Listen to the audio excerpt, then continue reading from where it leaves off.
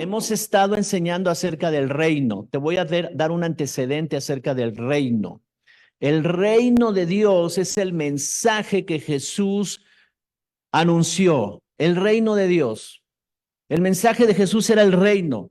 Los discípulos que escriben en la Biblia, en el Nuevo Testamento, los evangelios, ellos escriben acerca del mensaje de Jesús y dice que iba por las aldeas, iba a las sinagogas, a los templos, en todos lados enseñaba y predicaba el evangelio del reino, o sea, buenas noticias acerca del reino de Dios, un reino no conocido, un reino que no era de este mundo. Jesús le dice a Poncio Pilatos, mi reino no es de este mundo, ¿verdad? Si fuera de este mundo, yo ya hubiera mandado un ejército para que me liberaran, pero no es de este mundo mi reino.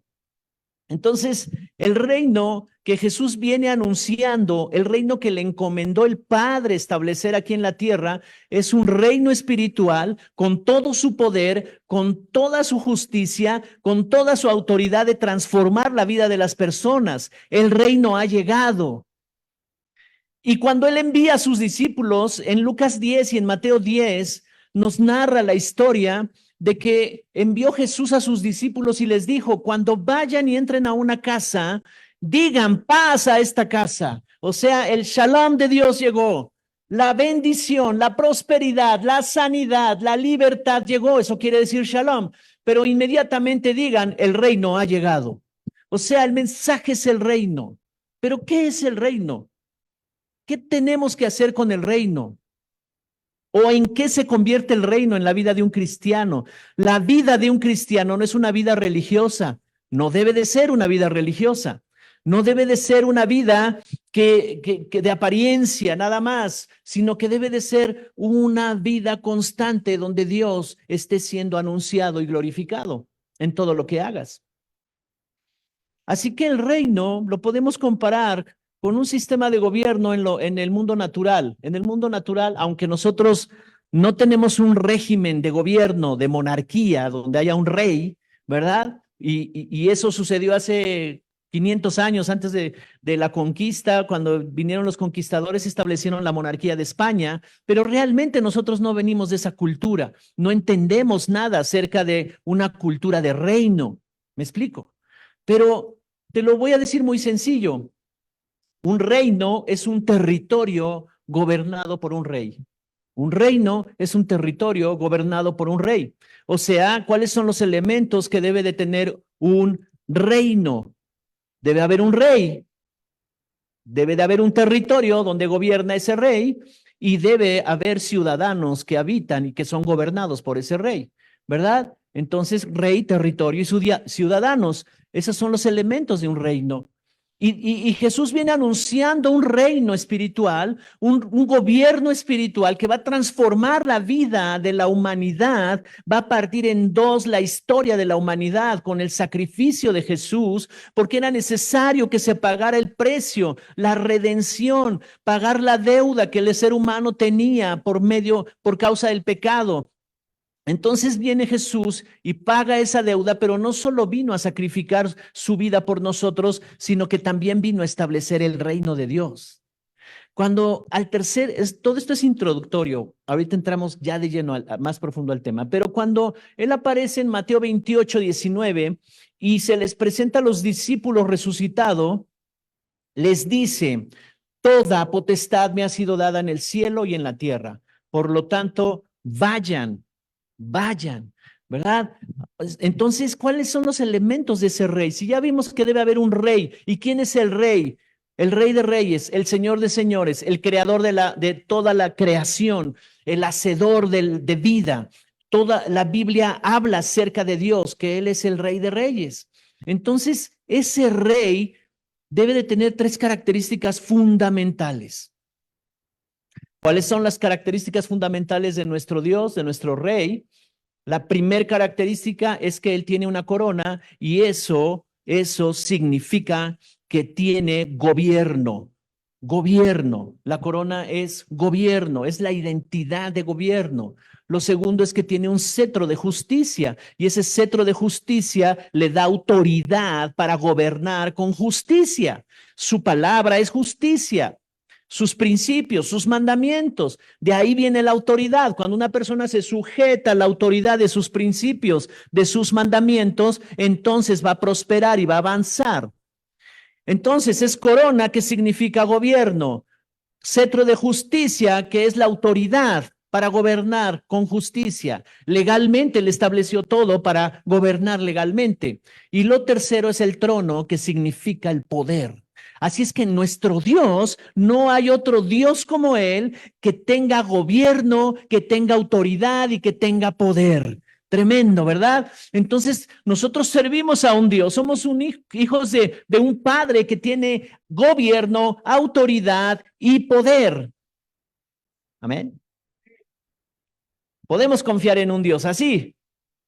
Ahora, lo más maravilloso de este rey que tiene autoridad, gobierno, autoridad y poder, es que él decide crear el mundo natural donde vivimos y debido a ese mundo natural en el que vivimos, él decide que todos los que son hijos de Dios, que han sido engendrados por Dios, ¿verdad? Como dice Juan 1:12, engendrados por Dios, tengan la facultad de gobernar en la tierra. Y por eso la escritura dice que Él es Rey de Reyes. O sea, nos dio la capacidad, nos comparte su autoridad, nos delega autoridad, nos delega poder y nos delega gobierno para que en esta tierra hagamos la obra maravillosa de establecer su reino aquí en la tierra.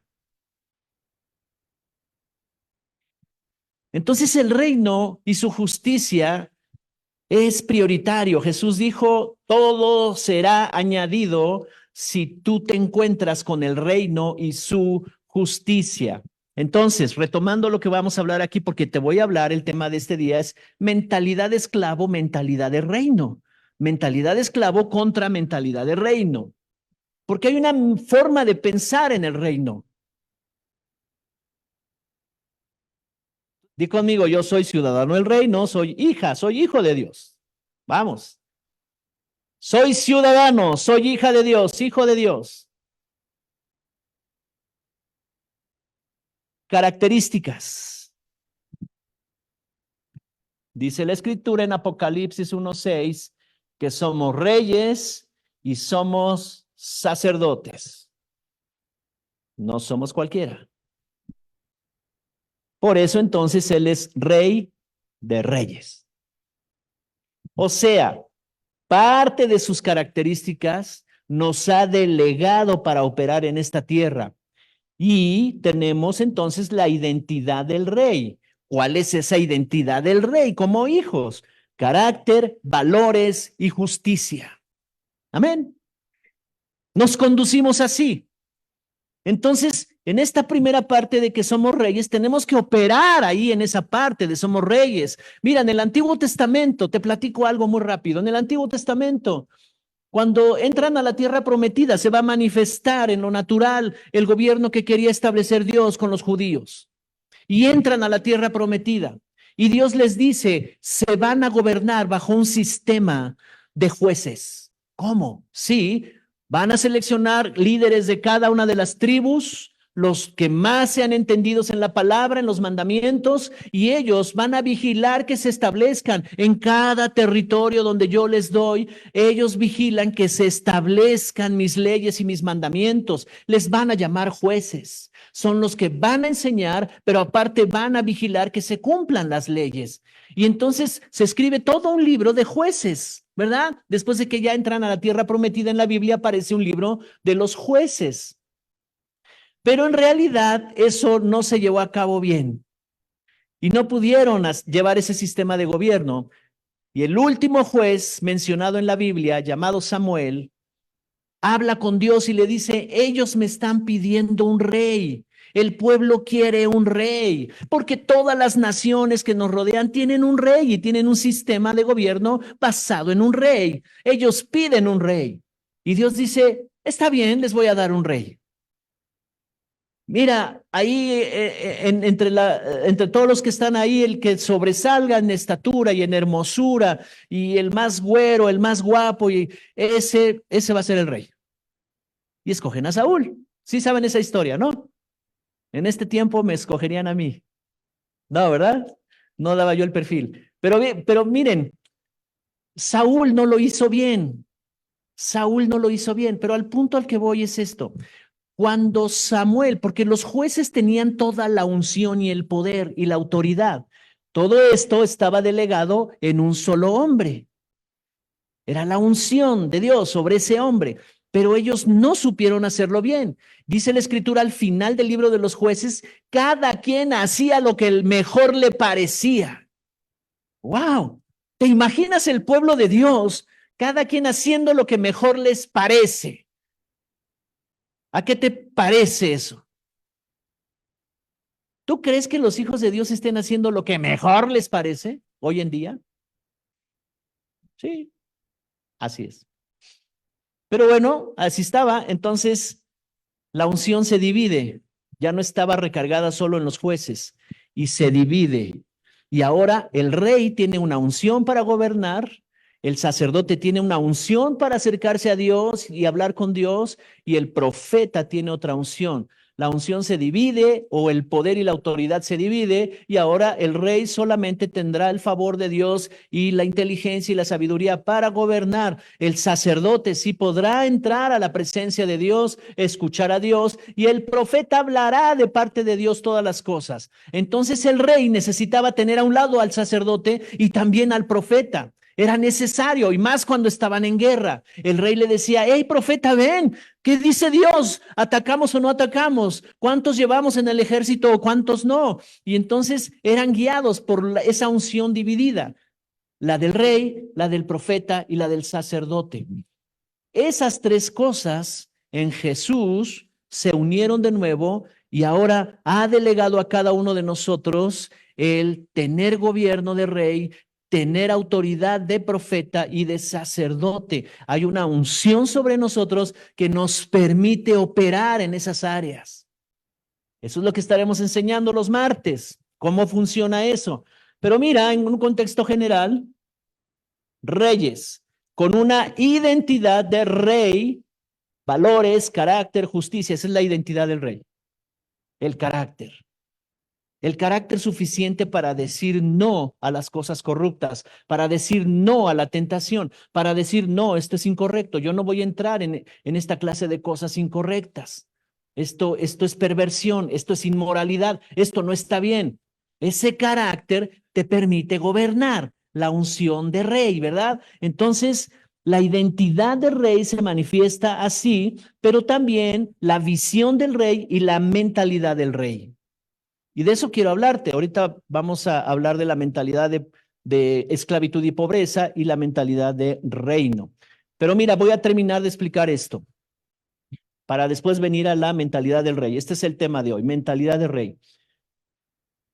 Pero el sacerdote está escuchando a Dios. Cuando tú ministras el corazón de Dios, cuando entras en la adoración en tu casa, cuando te postras temprano, es maravilloso orar en la playa. Es impresionante cuando tengas la oportunidad de hacerlo. Ahí tírate en la playa, que no te vaya a agarrar la ola, ¿verdad? Más para acá.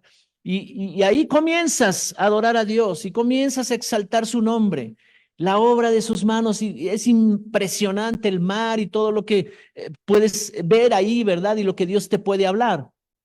Bueno, entonces el sacerdote tiene la capacidad de hacer eso, de ministrar el corazón de Dios, de adorar. Hace rato estaba viendo un llamado al sacerdocio. Ejerce tu sacerdocio como hija de Dios, como hijo de Dios.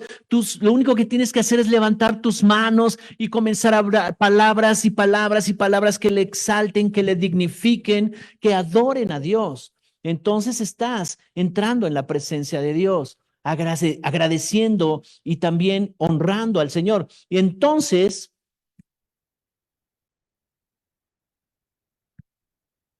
lo que hace Dios es que te revela cosas. Las revelaciones más impresionantes que hemos tenido es en tiempos de adoración. Cuando estamos en adoración profunda, viene la revelación. De hecho, La consecuencia de adoración profunda es revelación. Y cuando viene revelación, empieza a hablar la voz profética. Están juntas las tres unciones para gobernar sobre las cosas que antes no podías gobernar.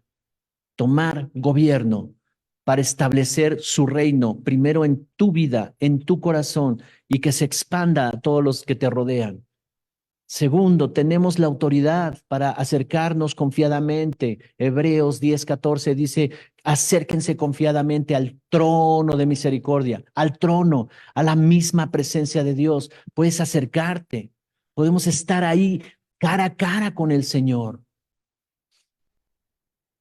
¿Cómo se manifiesta el sacerdote y el profeta? Bueno, ellos desarrollan el corazón del rey. Amor, gracia, misericordia, perdón. Y el profeta deja ver los planes, los propósitos y la voluntad de Dios. Ese es en términos generales, porque hay cosas más detalladas, pero en términos generales es lo que hace, ¿verdad? El profeta. Entonces no son cualquier ciudadano, no es cualquier ciudadano. Reyes, sacerdotes, profetas, ¿ok? Pero también dice la escritura que somos embajadores de Cristo aquí en la tierra. Embajadores, representas a un gobierno, representas un reino. No eres cualquier persona, representas un reino, representas un gobierno.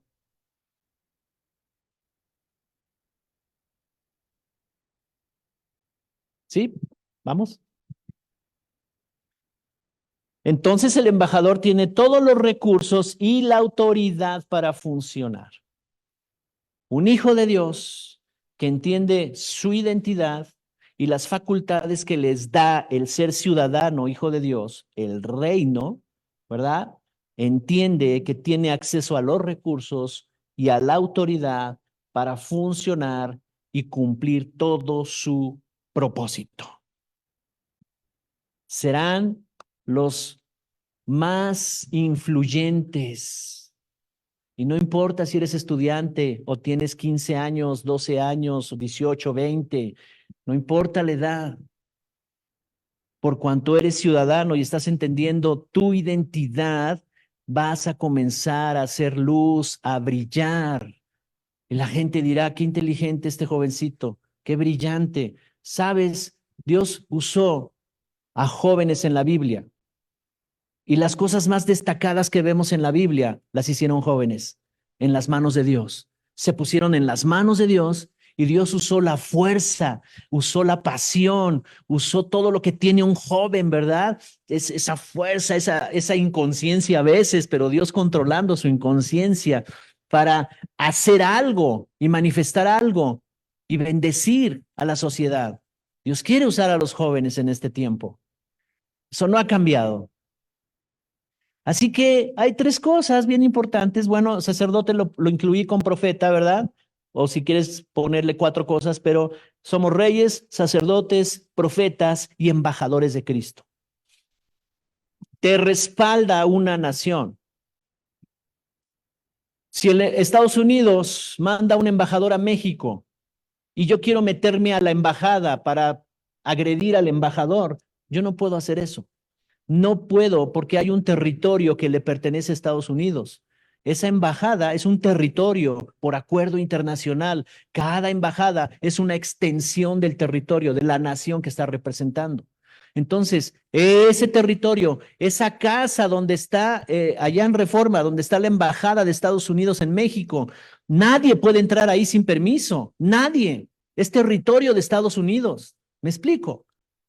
Entonces, si yo me brinco la barda y brinco la seguridad y llego ahí con el embajador y lo empiezo a golpear e insultar, ¿verdad? ¿Sabes qué pasa? No violé una casa que me metí, no transgredí las reglas de esa casa, no ofendí a una persona ni golpeé a una persona, lo hice a una nación, porque ese hombre representa una nación. Ofendí a la nación de Estados Unidos, ofendí su territorio. ¿Qué puedo esperar de eso? No, pues el FBI, la DEA y todos esos van a venir conmigo, ¿verdad? Ya ver, usted ofendió a los Estados Unidos, venga, usted tiene cuentas que pagar. ¿Por qué? Porque un embajador lo respalda la nación que lo envía.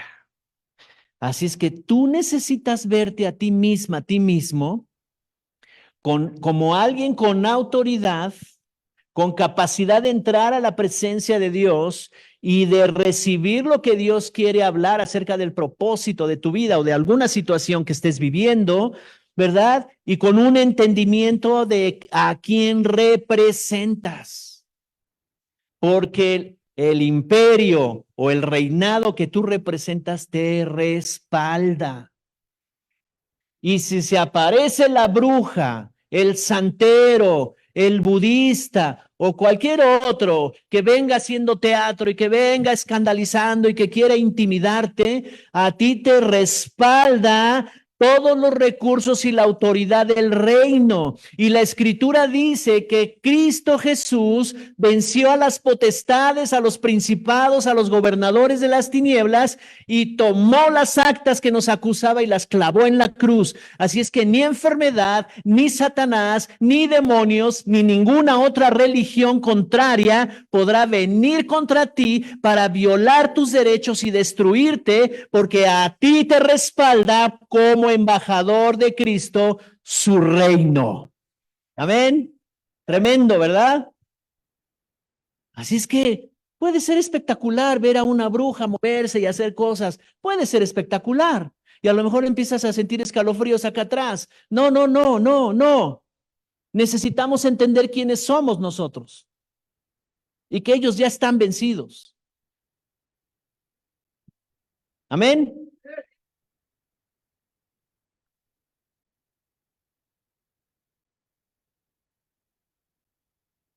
Dice Juan 10:10. Vamos a entrar a la palabra. Ya Miriam me está esperando aquí para poner los versículos. Juan 10:10. ¿Alguien está aprendiendo algo? Dice, el ladrón solo viene a robar, matar y destruir. Yo he venido, palabras de Jesús, para que tengan vida y para que la tengan en abundancia. Para que tengan vida y la tengan en abundancia, no en ambulancia, en abundancia. Que tengan vida y la tengan en abundancia. No habla de dinero necesariamente, aunque ese viene como consecuencia, pero no está hablando, porque a veces nuestra vida la centramos, yo soy prosperado, yo voy bien, porque estás teniendo muchas ganancias, pero no, no habla de eso. El hombre está muy apegado a lo material, pero sabes, no nos llevaremos nada, de él es todo. Y luego a veces los papás cometemos el error de no dejar en claro un testamento, esto es para acá, esto es para acá, la muñequita que me compraron a los 5 años es para mi hija, en fin, ¿verdad? O sea, no lo dejan claro y luego se andan peleando por las cosas. Pero Dios nos dejó una herencia y lo dejó clarísimo para cada uno de nosotros.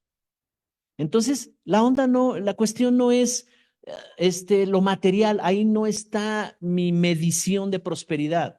Prosperidad es otra cosa. Prosperidad es una manera de pensar. Y el ladrón quiere robar, matar y destruir tus ilusiones, tu propósito, para lo que veniste a esta vida y quiere engañar y quiere rodearnos de muchas cosas, ¿verdad?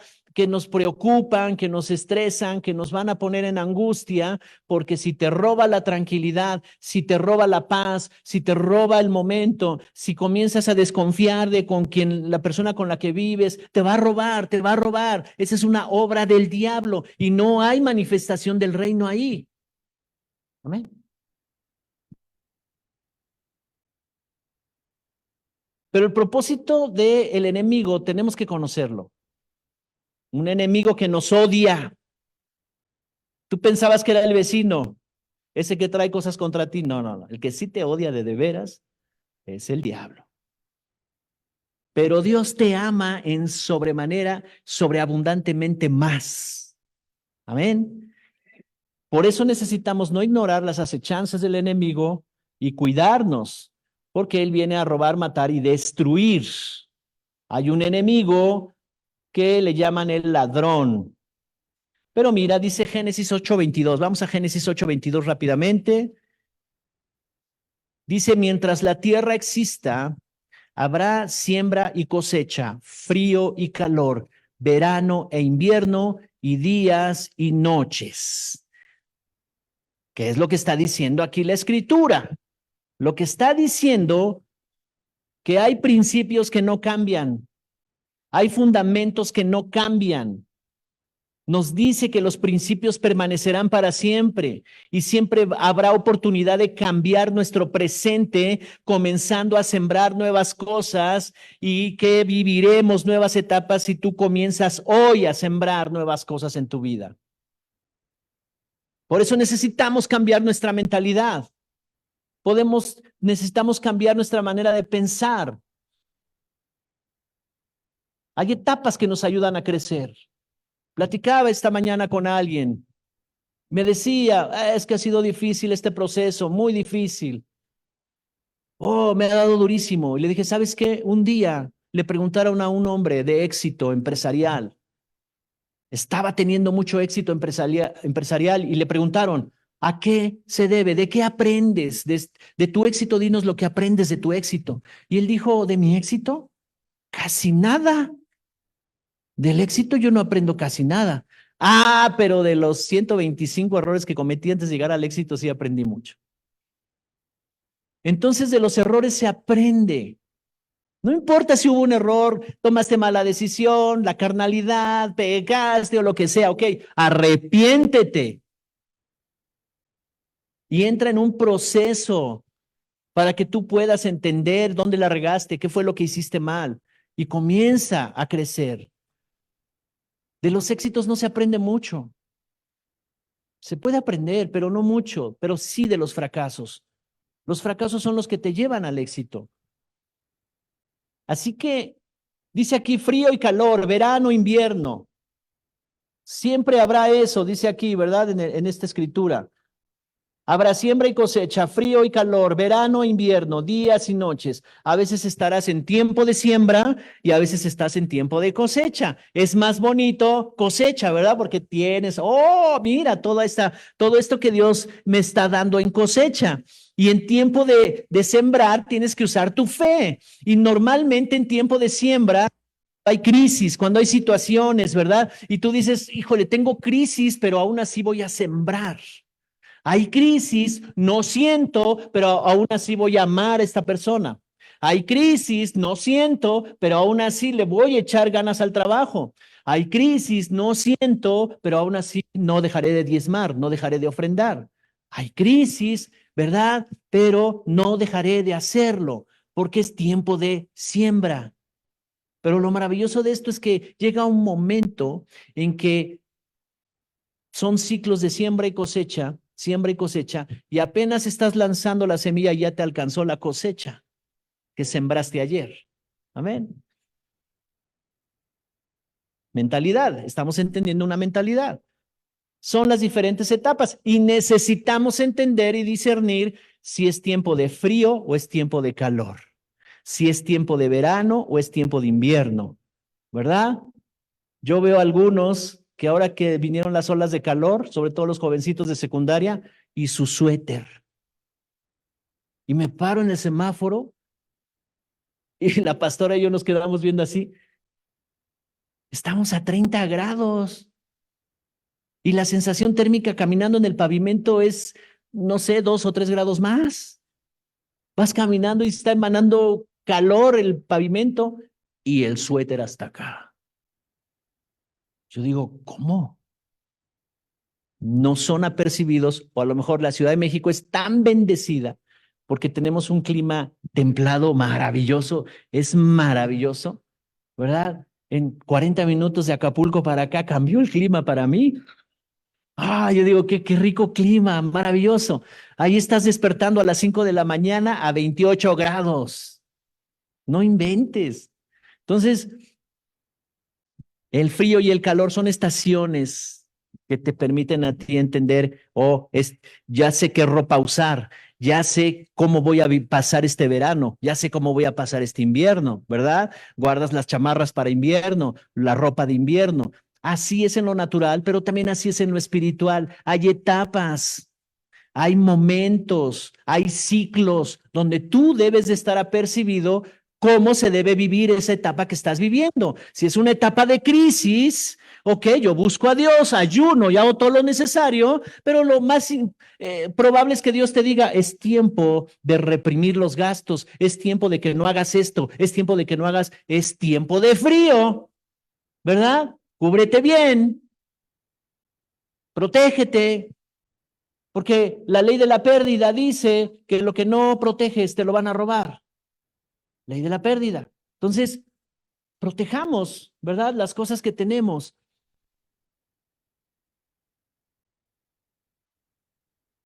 Pero el Señor Jesús enseñó una parábola en la Escritura, en Mateo capítulo 13. Y te voy a pedir que vayamos a Mateo 13. Y antes te digo esto, creo que ya se me estoy acabando el tiempo, me quedan 10 minutos. Vamos, con 10 minutos es suficiente. Cuando salen allá en el Antiguo Testamento, salen de Egipto y van por el desierto para entrar a la tierra prometida, de lo que se trataba es que ellos pudieran ver quién era ese rey de reyes que los rescató, poderoso, impresionante. Nunca antes se han documentado en la historia del ser humano hazañas, milagros, eventos tan sobrenaturales como los que sucedieron allá cuando Dios los sacó de Egipto. Nunca más se han vuelto a ver esas cosas. Que se abra el mar, las plagas, que Dios los proteja, que aún extienda 40 años su misericordia para protegerlos, darles alimento del cielo, cosas asombrosas. Nunca más se volvió a ver en la humanidad eso, hasta que vino Cristo Jesús a redimir a los seres humanos. Pero mira, ellos debían entender que ese Dios tan poderoso que los había sacado de Egipto tenía el poder suficiente para meterlos a la tierra prometida y ahí establecerlos como una gran nación. Entonces el desierto se trataba de que ellos iban a aprender a conocer a Dios y a cambiar su identidad de esclavos a hijos de Dios. Una mentalidad de pobreza, una mentalidad de esclavitud a una mentalidad de reino. Yo te pregunto, si tú hubieras experimentado eso ahí con todos ese pueblo judío, ¿qué hubieras pensado? ¿Por qué nada más dos de ellos, dos, de una población de casi 1 millón de personas, dos nada más, confiaron y creyeron en lo que Dios les había dicho? ¿Por qué nada más dos? Si todos estuvieron expuestos a lo mismo, a los mismos milagros, a la misma mano de Dios que los sacó de ahí, y solamente dos, Josué y Caleb. Entonces, el proceso del desierto era para que ellos desarrollaran la identidad de hijos, identidad de rey, pero no pudieron nunca sacarse la mentalidad de esclavos.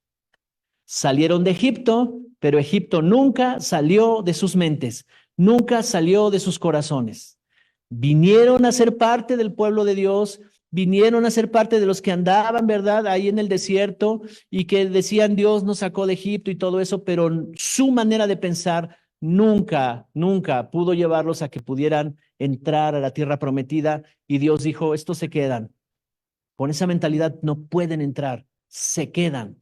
Y Dios tomó entonces a la siguiente generación para entrar a la tierra prometida.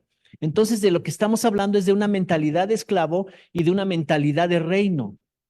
La mentalidad de esclavo todavía está sujeto a las pasiones del pasado, al pecado, a todas esas cosas del pasado, siendo que ya Dios los escogió y los está llevando en un proceso de entender su identidad. Y vienen a la iglesia y escuchan identidad y escuchan revelación y adoran al Padre y están en ese proceso de desarrollar esa identidad de reino, esa mentalidad de hijos de reino, pero todavía siguen pensando en el pasado. Todavía siguen actuando como actuaban antes. Hablo de otra iglesia.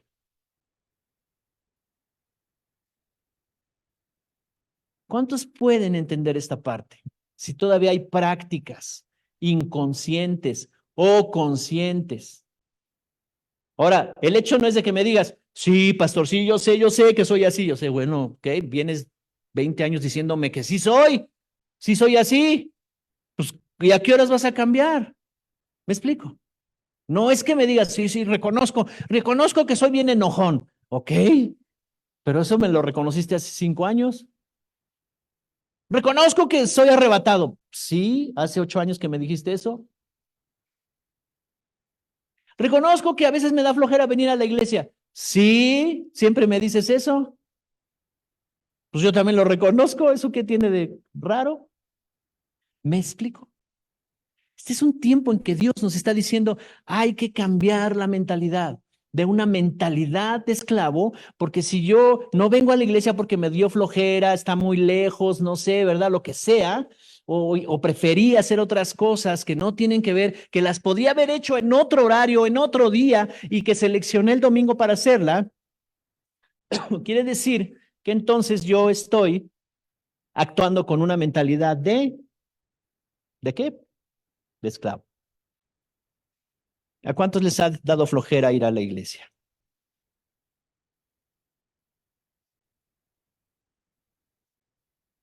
A Noé le ha dado flojera ir a la iglesia. ¿A quién más? Ahora, ¿qué haces en esos momentos cruciales? Como decía Roberto Carlos, en ciertos momentos difíciles que hay en la vida, ¿no? Bueno, los que son de mi época, porque los chavos no supieron de qué hablé. Ok, entonces, mentalidad de rey y mentalidad de esclavo. ¿Sabes dónde? En las peores circunstancias es donde se ve el corazón de una persona, donde se ve la mentalidad. Nuestro apóstol Gumersindo nos dice una enseñanza hace tiempo y que todo el tiempo está muy consciente en mí. ¿Quieres conocer el corazón de alguien? ¿Quieres conocer cómo piensa y cómo siente? Alguno de tus líderes, alguno de tus discípulos, haz dos cosas. Corrígelo y ahí se va a manifestar. O dale un cargo y ahí se va a manifestar. No necesariamente mal, puede manifestar un buen corazón. ¿Me explico? Es la mentalidad lo que está operando ahí. Y necesitamos, a nosotros nos encanta, es maravilloso esta parte. Y no es que ya la quitamos de la iglesia, viene ese tiempo ya. Lo queremos, adoración profunda, meternos, olvidarnos del mundo exterior y meternos más profundo con Él. Eso es maravilloso. Pero Dios nos dice, hey, ¿y cómo están actuando como reyes? Estableciendo gobierno, autoridad, venciendo los problemas, venciendo las dificultades, avanzando, protegiendo lo que yo les he dado. Así que la mentalidad de pobreza o mentalidad de esclavitud, Mateo 13:18.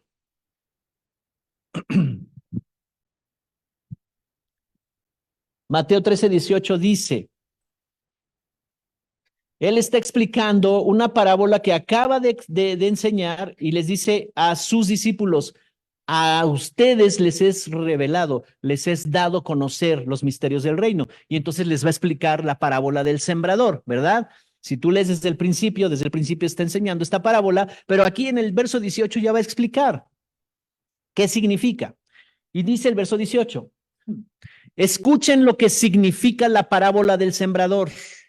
Cuando alguien oye la palabra acerca de qué, bueno, estoy leyendo la versión internacional. ¿Cuál estás proyectando? Reina Valera. Cuando alguno oye la palabra de reino, es lo mismo, ¿ok? Y no la entiende, ¿cómo dice ahí?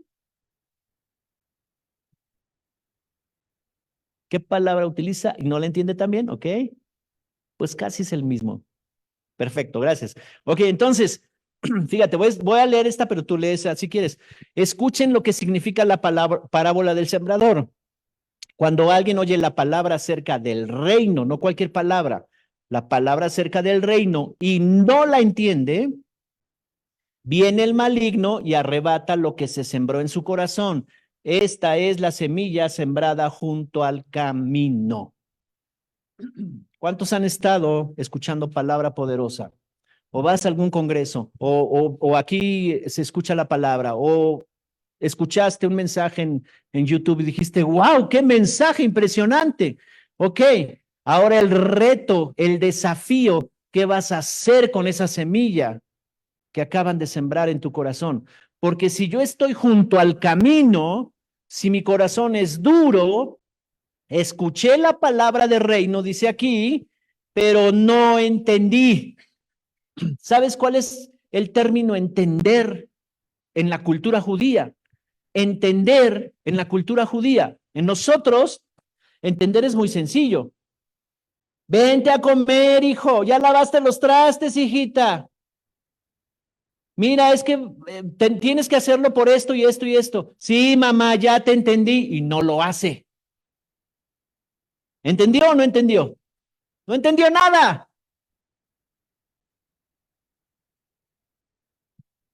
El significado en la cultura judía, entender, implica todo un proceso. Se le enseñó, lo comprendió, lo practicó, comprobó que es real y entonces lo adoptó como parte de su vida. Entonces sí, el maestro dice de su discípulo, este sí entendió, ya lo practica y se le ve y empieza a prosperar en esa área, ya entendió. Entonces Jesús está utilizando esa palabra aquí. El que oye la palabra acerca del reino y la entiende. O sea, la escucha, la cree, la empieza a practicar, la hace parte de su vida y ve que da resultados. Entonces, ese puede llevar fruto. Si no, entonces tiene un corazón duro. La creyó, pero le da flojera. La creyó, pero no quiere involucrarse tanto. La creyó, pero no quiere comprometerse. La creyó, pero me cae mal el pastor. La creyó, pero... ¿No? Y pero. Dice aquí que ese es un corazón duro junto al camino. Como ya no nos da tiempo de seguir avanzando más acerca de la mentalidad, ahorita estamos hablando lo que enseña la Biblia acerca de la mentalidad de esclavo y entenderemos también más adelante lo que es la mentalidad de reino. Vamos a dejarle aquí para continuar la siguiente. Solamente hemos abarcado una característica de la mentalidad de esclavo, corazón duro. Y quiero profundizar más todavía en lo que es el corazón duro. Porque estamos hablando del contexto del reino. No es una religión, no es que ahora soy cristiano, no es que voy a una iglesia, nada de eso. No tiene que ver nada de eso. Si no aterrizamos aquí. ¿Amén? ¿Sí? ¿Ok? Entonces, el primer punto de un corazón o de una mentalidad, porque estamos entendiendo acá, ¿verdad? La identidad del rey, la visión del rey y la mentalidad del rey. ¿Ok? Dame 2 minutos y te explico estas. La mentalidad del rey opera de una manera tremenda porque tenemos la mente de Cristo. Y la mente de Cristo puede ver de manera global un escenario. Vamos a Samaria, les dice a los discípulos. Y los discípulos dicen, ¿Samaria? ¿Cómo? ¿Para qué? Pues ni nos llevamos con ellos. No, es necesario. Porque Él está viendo avivamiento, Él está viendo alcanzar 10 ciudades, Él está viendo más allá. Esa es la mentalidad de rey, una mentalidad global. A veces la gente no te va a entender para qué vas a la iglesia, para qué haces esto, para qué haces esto. Y tú tienes tan claro a dónde quieres llegar porque está fluyendo la mentalidad de rey, la mentalidad de Cristo, la que te está dejando ver ahí en perspectiva un propósito. Así es como opera la mentalidad global. Pero después entonces Dios te dice, empiézale aquí. Y necesitas una mentalidad enfocada. Ok, voy a empezar a dar los pasos aquí, ¿verdad? Y entonces también la Biblia nos habla de una mentalidad realista. La mentalidad realista no niega lo que está pasando. Jesús dijo, en el mundo van a hallar aflicción, pero confíen, yo he vencido al mundo. O sea, no niega los problemas, no niega las crisis, no niega lo que está sucediendo acá en este corazoncito. No te va a negar que ni tampoco nos podemos hacer los súper espirituales y decir, oh, no pasó nada, no me ofendió. Claro que me ofendió. Y claro que estoy enojado. Y claro que estoy sacando humo de aquí de los oídos. Claro, estoy siendo realista. Ah, pero sé cómo solucionarlo, ¿no? Ahorita me va a escuchar. No, no, no, no es así. perdón profundo, de todo corazón. Una mentalidad de reino. ¿Ok? Entonces, realista. Pero después viene la mente creativa y la mente estratégica. Vamos a hablar de eso cuando hablemos de la mentalidad de reino. ¿Ok? Pero quise explicarte estas para que podamos entender de qué se trata este esquema. ¿Amén? ¿Sí? Entonces, ¿cuántos quieren aprender todo este tema del reino y profundizar y realmente ir a, ir a los resultados para tu vida? Porque, ¿sabes? Dios ha visto que en ti hay tanto potencial impresionante. Tenemos unos amigos que nos van a estar apoyando acá. Es un joven de 30 años, se acaba de casar y todo eso. Y estuvo en un proyecto de evangelismo en las calles y todo eso para niños. Y me empezaba a preguntar cosas.